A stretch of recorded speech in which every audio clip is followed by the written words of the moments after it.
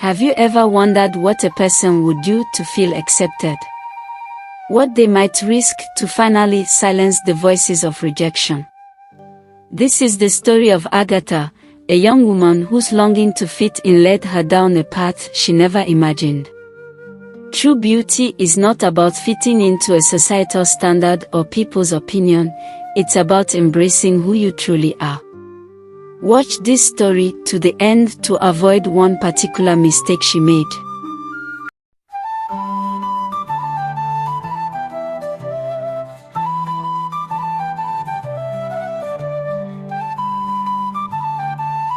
Agatha lived in a small, bustling village in southeastern Nigeria.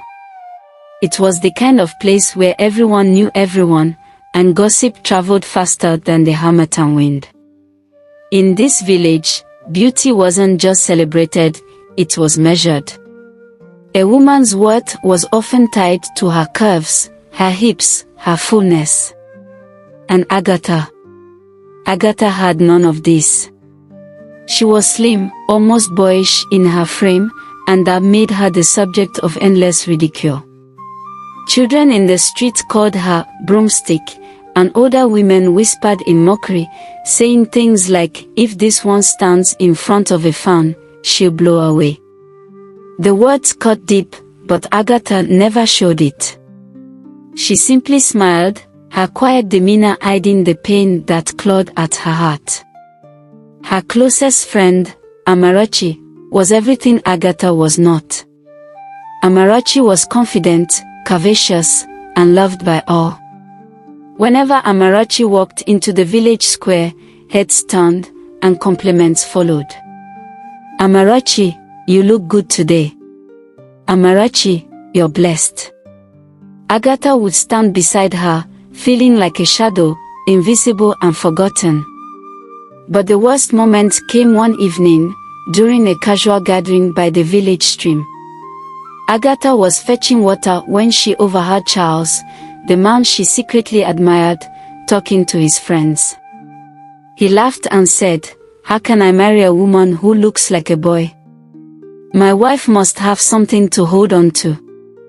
Agatha froze, the words piercing her like arrows. She clenched the handle of her water pot, fighting back tears, but inside, something shifted. She began to wonder, what was wrong with her? Why couldn't she be like Amarachi? Why couldn't she be enough? At home, her mother tried to comfort her. Mama Agatha was a wise woman, full of proverbs and gentle reassurances. She said, "My daughter, what is beautiful to one man may not be to another. The one meant for you will see your worth." But her words did little to ease the ache in Agatha's heart. The next day, at the village festival, the teasing began again. A group of women chuckled as Agatha walked past, one of them whispering, "This one should eat more. Maybe she'll finally grow into her clothes." That night, Agatha couldn't hold it in anymore. She sat by the mango tree behind her house and cried. Her sobs were soft at first, then louder, echoing into the stillness of the night. She didn't hear the footsteps approaching until a voice interrupted her thoughts. "You don't need to cry, my dear." Agatha looked up, startled. An older woman stood before her, draped in colorful cloth, her face lined with age and wisdom. The woman's voice was calm, almost soothing. "I've been watching you, and I know what's troubling you. You feel small, invisible. But I can help you." Agatha sniffled, confused but curious. "How can you help me?" The woman smiled faintly. "There's a way for you to become everything they say you're not. Everything you want to be. You'll see how they'll look at you with admiration and envy. All you need are these." From the folds of her wrapper, the woman pulled out a small brown bottle filled with tiny pills. "Take these, my child. They will give you the body shape you desire. Agatha hesitated, her mind racing. The woman seemed so sure, so convincing. Could this really be the answer? The answer to all her problems? Without thinking too much, Agatha reached out, her fingers trembling as they wrapped around the bottle. The woman's voice softened even more. But remember, my dear, you must never stop taking them. Never. And just like that, the first step was taken. The step that would change Agatha's life forever. Agatha couldn't stop staring at the small brown bottle in her hands. The pills inside seemed so harmless, so ordinary. Yet, they carried the promise of everything she had ever wanted: acceptance, admiration, and maybe even love. That night, she made her decision. She would take the pills. She told herself it was just for a little while, just until she became what the village wanted her to be. The next morning, Agatha slipped out of her house before dawn. She made her way to the edge of the village, where Mama Bernard's shack stood hidden among the palm trees. The air was thick with the smell of herbs and smoke as Agatha stepped inside. Mama Bernard was waiting for her, seated on a low stool, grinding something in a clay pot. She didn't look up. "You've come," she said, her voice as steady as ever. "Good. I knew you would." Agatha nodded, clutching the bottle. "How do I take them?" Mama Bernard set down her mortar and pestle and fixed her sharp eyes on Agatha. "One pill every night, with water. Do not skip a dose. Do not stop, no matter what happens. If you follow my instructions, you will see results." There was something unsettling about the way she said it, but Agatha didn't dwell on it. She was too desperate, too determined. She thanked Mama Bernard and hurried back home, hiding the bottle under her mattress. That night, as the moonlight streamed through her window, Agatha swallowed the first pill. It was bitter, leaving an unpleasant aftertaste, but she didn't care. She closed her eyes and whispered a silent prayer, "Let this work." Days turned into weeks, and Agatha began to notice changes.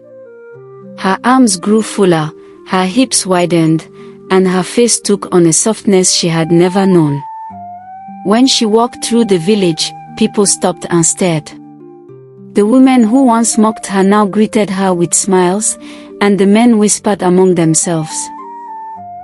Agatha, you're looking good, oh," someone called out one morning. She blushed, pretending not to hear, but inside, her heart swelled with pride.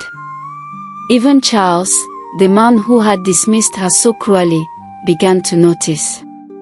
One evening, he approached her as she fetched water from the stream. "Agatha," he said, his voice unusually gentle. "You look different. So beautiful and different." Agatha smiled, feeling a warmth she had never felt before.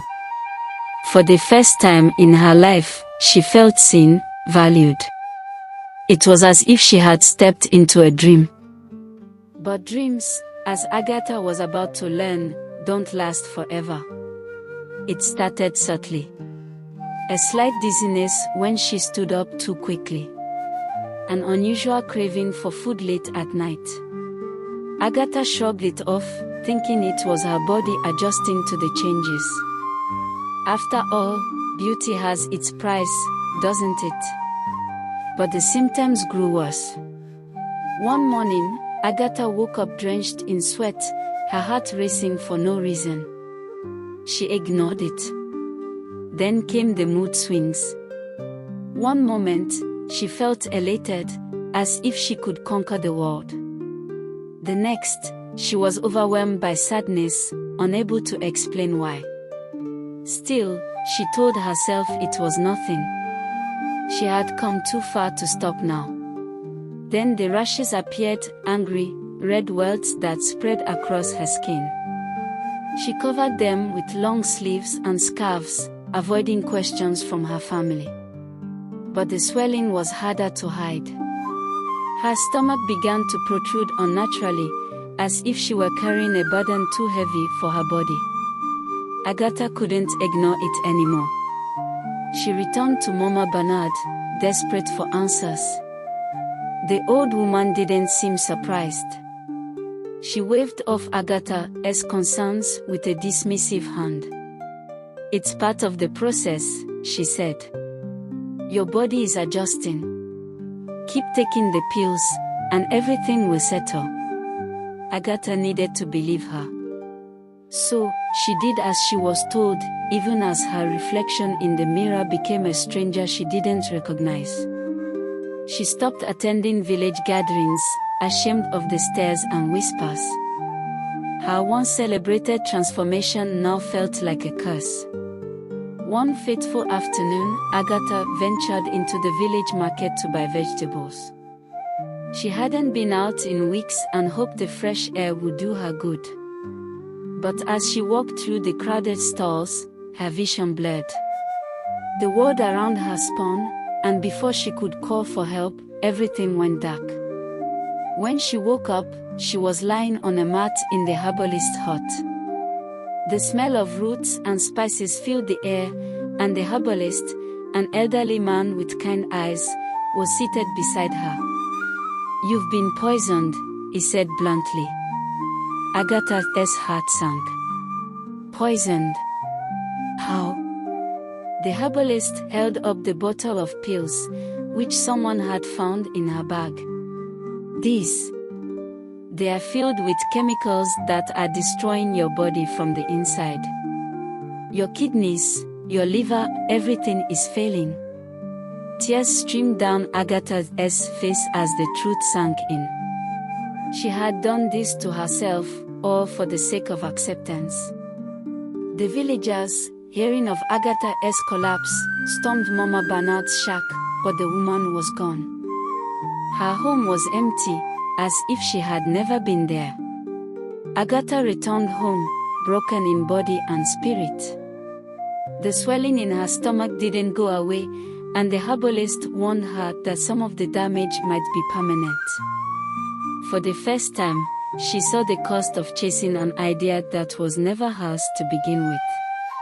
Agatha could feel the weight of the world on her shoulders as she made her way to the stream that evening. The village had always been a place of community, but now it felt like a stage where everyone was watching her every move. She had done all of this to be accepted, to gain the approval of the people she thought mattered. But now, with everything falling apart, she couldn't ignore the truth. The transformation that once filled her with pride had now left her feeling hollow, as if she had traded her true self for something that didn't belong to her. "Charles," she whispered, her voice full of emotion, as she spotted him by the water's edge. He turned slowly, his face unreadable. He seemed distant, like he wasn't sure who was standing before him anymore. "Agatha," he greeted her with a strained smile, but there was no warmth in his eyes. She couldn't hold back her tears any longer. "Why have you been avoiding me? I did this for you. I did this for the village. I thought this would make everything better. But now look at me." She gestured to her body, which was swollen, her skin blotchy, and her face losing its glow. "Why don't you care? Why don't you love me the way I thought you would?" Charles's eyes softened as he took a step closer. He gently placed his hand on her shoulder. "Agatha, I never asked you to change. I liked you for who you were. You're beautiful in your own way, even if you didn't see it before." Her chest tightened with pain, and she looked away, trying to fight the sobs that threatened to break free. He continued, his voice filled with regret. "What has happened to you? It's not your fault. But I can't watch you destroy yourself for something that doesn't matter. Your beauty, your worth, it's not in your weight, your shape, or anyone else's opinion. I can't pretend to love you just because of how you look now. I loved you for your heart, for your kindness. But all this. He gestured to her body, shaking his head slowly. It's not you. You've lost yourself. Agatha felt her heart shatter in that moment. She had risked her health, her well-being, all for something so fleeting. She had let insecurity cloud her judgment and lost sight of who she truly was. Charles walked away, leaving her standing there, broken, as the cool evening breeze tugged at her clothes.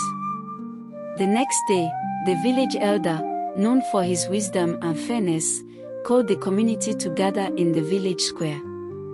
Word had spread about Agatha's health, and everyone was concerned. The elder, with his weathered face and strong voice, stood before the people, the sun casting long shadows over the gathering. He raised his hands and asked for silence. The murmurs died down quickly. I've seen many things in my years, the elder began, but what I see now is a tragedy. A tragedy that was caused by one of our own. We have watched Agatha grow, and we have watched her suffer. Her story is a lesson to all of us. Chasing beauty at the expense of your health is like building a house on sand. It will crumble. There was a long pause as the villagers reflected on the elder's words. Some nodded in agreement, others exchanged glances, but all felt the weight of the truth. Agatha stood at the back of the crowd, watching the elder speak. She had expected judgment, shame, and whispers. But instead, what she saw was empathy. People were looking at her not as the girl who had tried to change herself, but as the girl who had learned a painful lesson. They weren't pointing fingers, they were learning with her. Days passed, and Agatha began to feel the love and support of her family more than ever. Her mother, who had always been there for her, took extra care of her, preparing nourishing meals and herbal teas that helped her heal. Her father would sit beside her, sharing stories of the past, reminding her of her strength and resilience. But it wasn't just her family who supported her. The village, too, rallied behind her. The same villagers who had once whispered behind her back were now offering their help, asking if she needed anything, and reminding her that she was more than the sum of her body. It was in these quiet moments that Agatha realized how much she had taken for granted. She had lived her life chasing external validation, hoping for acceptance that never truly mattered. But now, as she began to embrace her natural self, she saw the truth. She had always been loved, always had value, just as she was. Agatha knew she had to share her story, to help others who might fall into the same trap she had. She began gathering the village girls, the ones who looked up to her, the ones who, like her, believed that beauty was only skin deep. Sitting with them under the large mango tree, Agatha spoke of her journey. We have been taught to chase beauty, to strive for what society deems perfect. But I am here to tell you that perfection is an illusion. True beauty comes from within, from the kindness you show, the love you give, the way you lift others up. The girls listened intently, their eyes wide with understanding. Agatha shared her mother's proverb with them: true beauty is in the heart, not the hips.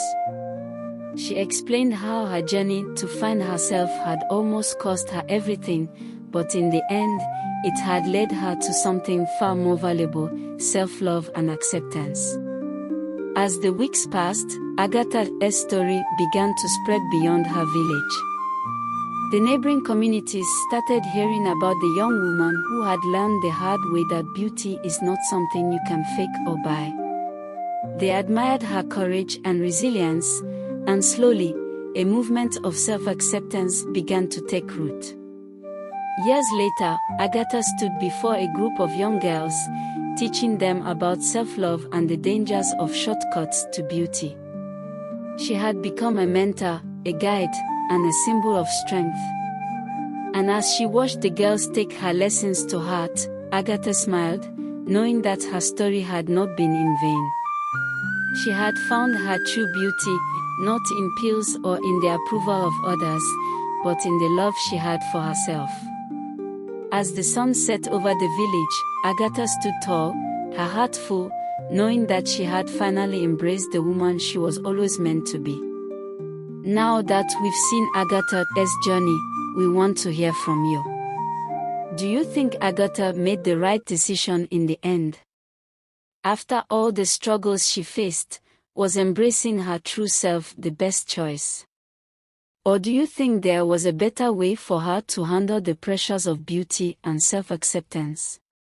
What lessons did you take away from Agatha's story? Maybe you've experienced the pressures of society's standards of beauty, or perhaps you found your own journey to self-love and acceptance. Whatever it may be, we'd love to know what this story meant to you. If you've learned something valuable from Agatha's transformation, don't keep it to yourself. Share this video with your friends and family, and let's spread the message of self-acceptance far and wide. And of course, if you enjoyed this video, don't forget to like, share, and subscribe for more inspiring African stories that touch on the real lessons of life. Remember, true beauty isn't about fitting into a mold, it's about embracing who you truly are. Thank you for watching, and we'll see you in the next story.